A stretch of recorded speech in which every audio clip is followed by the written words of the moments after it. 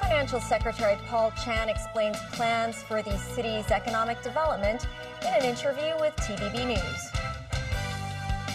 Survey finds 30% of female employees experience sexual harassment at work. And Ukrainian President Volodymyr Zelenskyy gets a warm welcome in London after being humiliated in the U.S.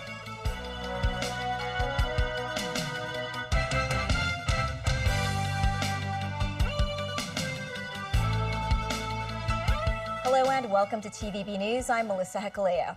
Financial Secretary Paul Chan delivered the third budget address of the current administration for the fiscal year 2025-26 last Wednesday.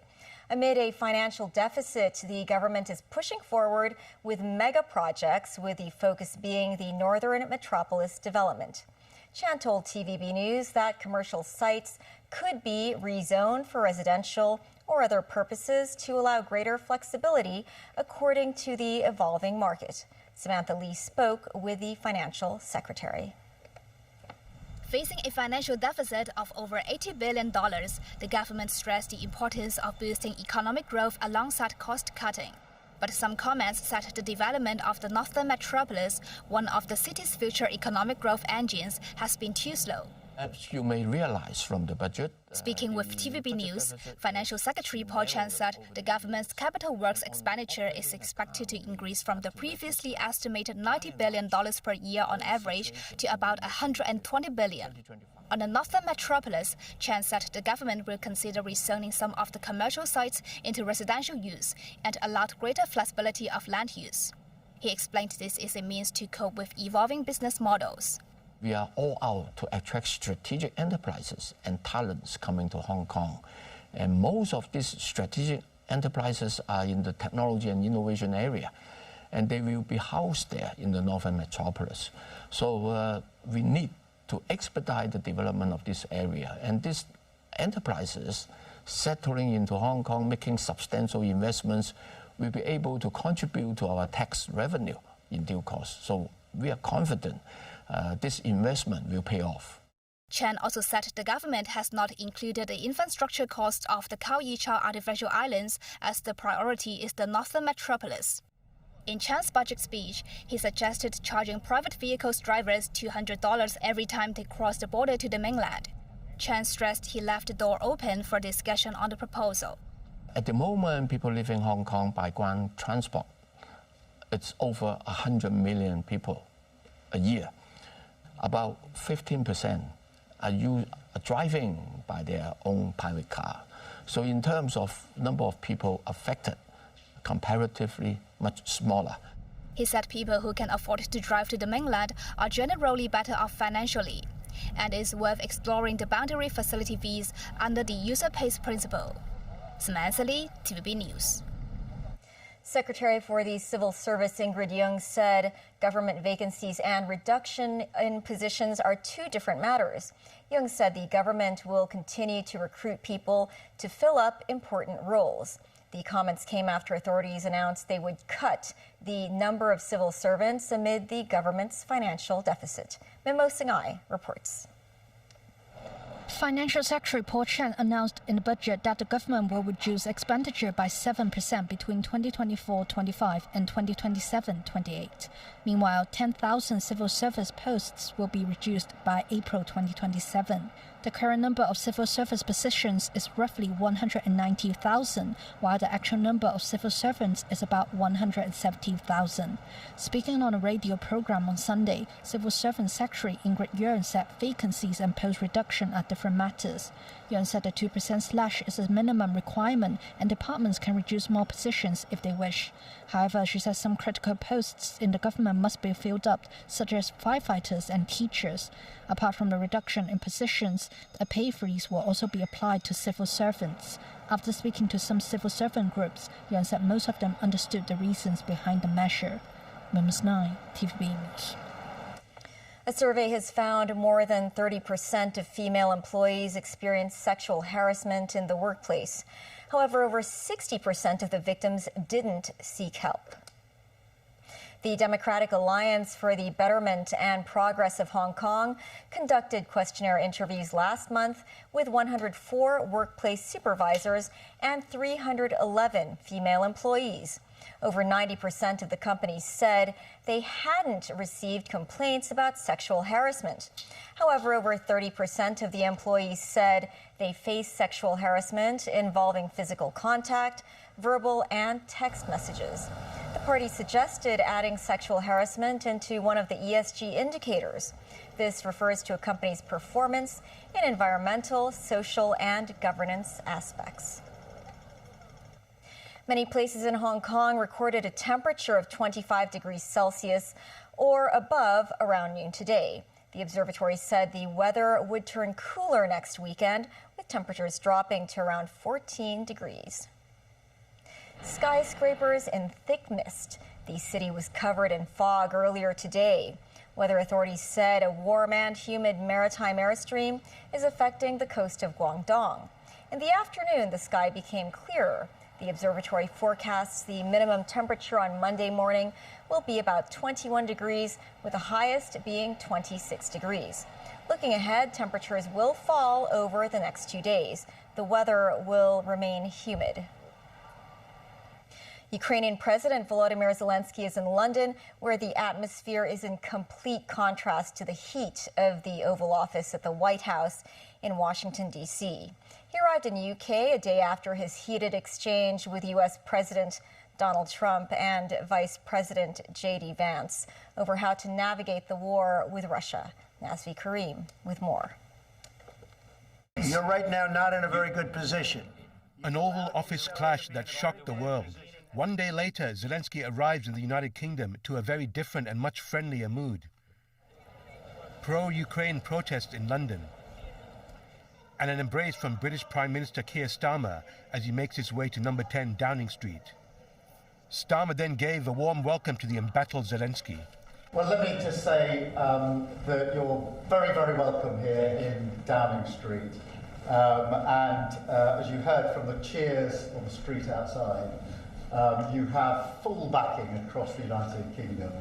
And we stand with you, with Ukraine, for as long as it may take. And I hope you've heard some of that cheering in the street. That is the people of the United Kingdom coming out to demonstrate how much they support you, how much they support Ukraine. A lasting peace for Ukraine based on sovereignty and security for Ukraine.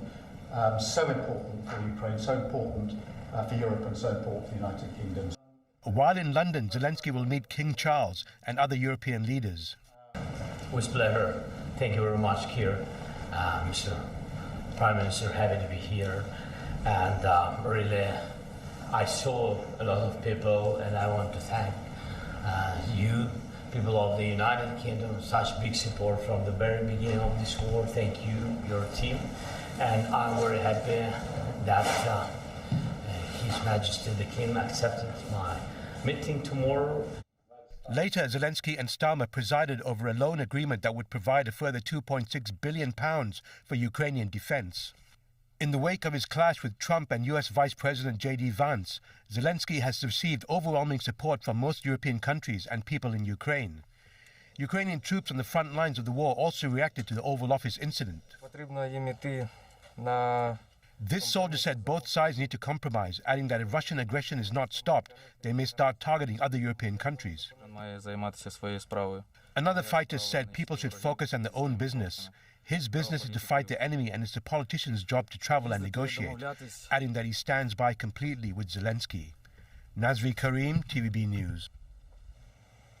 In the U.S., demonstrators gathered outside a Tesla showroom in Boston to protest against President Donald Trump's administration and the company's founder, Elon Musk.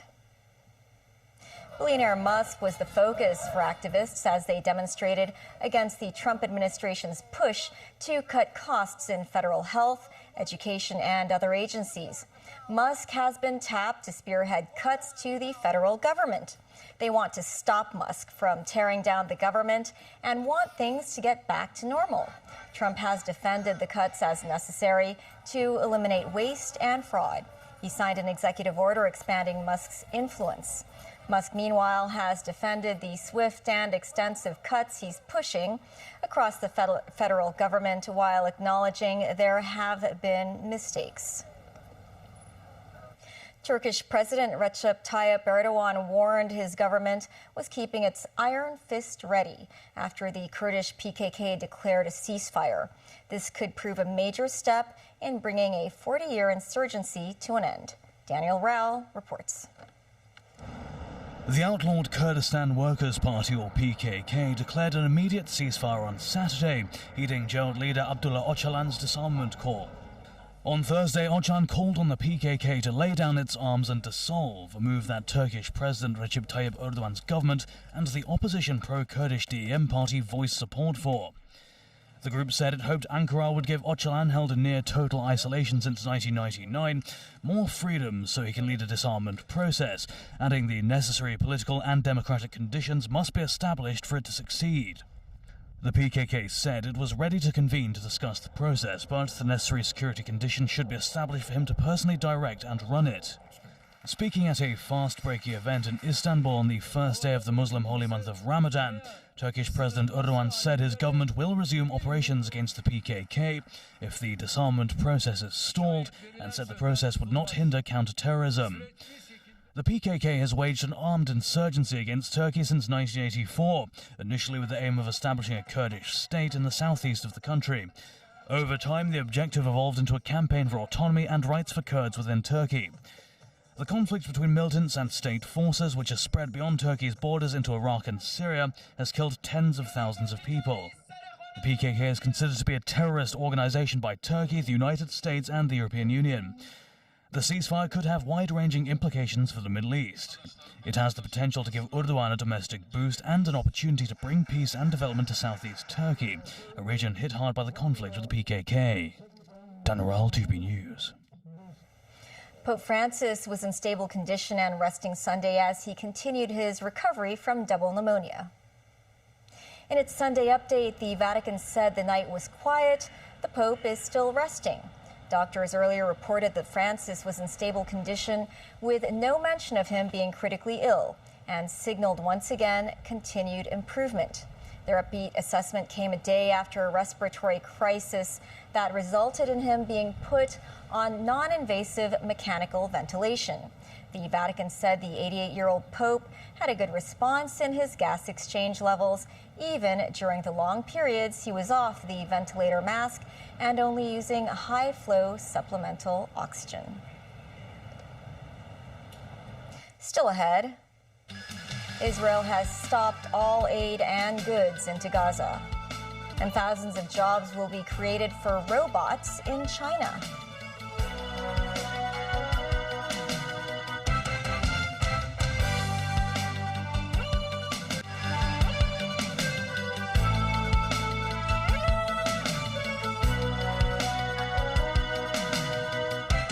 Welcome back. Israel stopped the entry of all goods and aid into the Gaza Strip on Sunday and warned of additional consequences if Hamas doesn't accept a new proposal for an extension of the first phase of the ceasefire.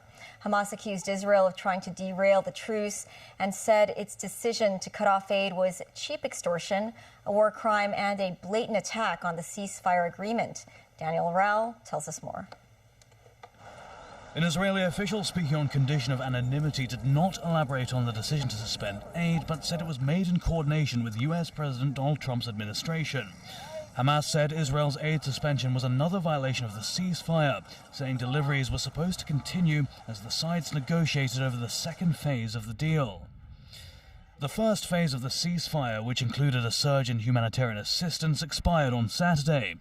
The two sides have yet to negotiate the second phase, in which Hamas was to release dozens of the remaining hostages in return for an Israeli pullout and a lasting ceasefire. Israeli Prime Minister Benjamin Netanyahu's office said earlier on Sunday it supports what it described as a proposal from US Mideast envoy Steve Witkoff to extend the first phase of the ceasefire through Ramadan and Passover, which end on April 20th. Under that proposal, Hamas would release half the hostages on the first day and the rest when an agreement is reached on a permanent ceasefire. Under the first 6-week phase of the ceasefire, Hamas released 25 Israeli hostages and the bodies of 8 others in exchange for the release of nearly 2,000 Palestinians imprisoned by Israel. Israeli forces pulled back from most of Gaza, and Israel allowed a surge of humanitarian aid to enter. However, the first phase was marred by repeated disputes, with each side accusing the other of violations. Israeli strikes killed dozens of Palestinians who the military said approached its forces or entered certain areas in violation of the truce. Israel imposed a complete siege on Gaza in the opening days of the war and only eased it later under US pressure.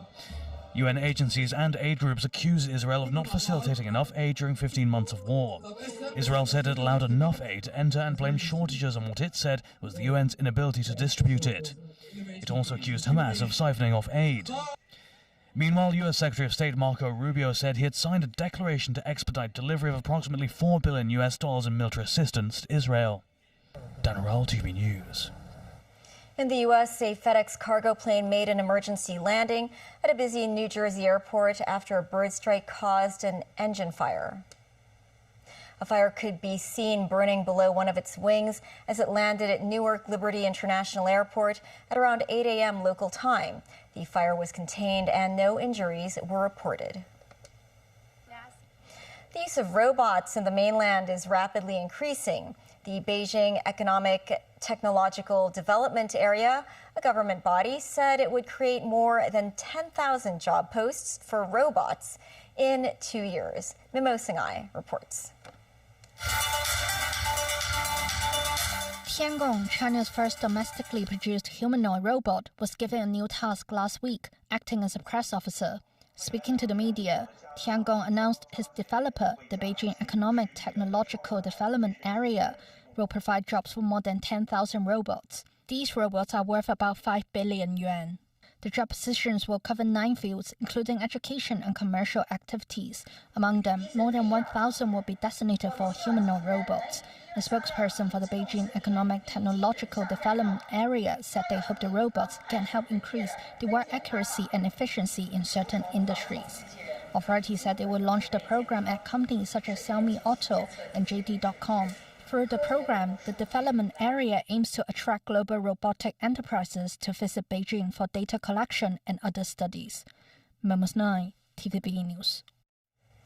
Back locally, the first ever discovery of dinosaur fossils in the city has been exhibited in the Dinosaur parlor of the Hong Kong Heritage Discovery Center since December last year.